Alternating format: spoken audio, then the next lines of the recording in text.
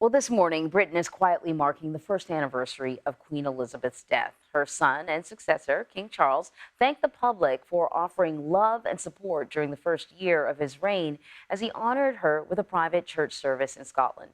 So I want to bring in CBS News World contributor Julian Payne to talk a little bit more about today's events. Julian, good to see you. Can you tell us about the Hi. celebrations that have been held in honor of Queen Elizabeth? I understand there's sort of a vast array.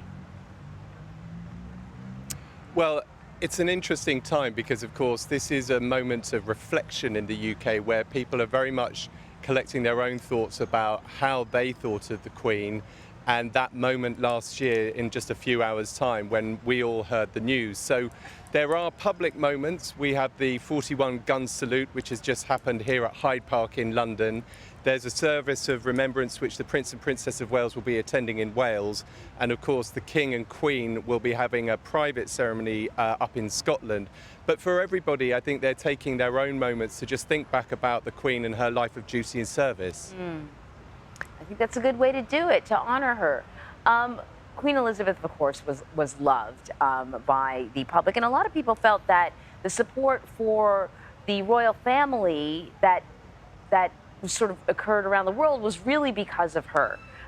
Has the royal family, or I guess my question is, just how has King Charles done in with the transition going from prince to king? Has he maintained the level of loyalty that we saw his mother enjoy?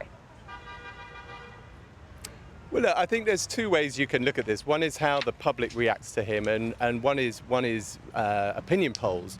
In both instances, I think the transition has been a lot more seamless from Queen Elizabeth to King Charles than maybe many of us, even those of us that worked in the royal household, might have thought.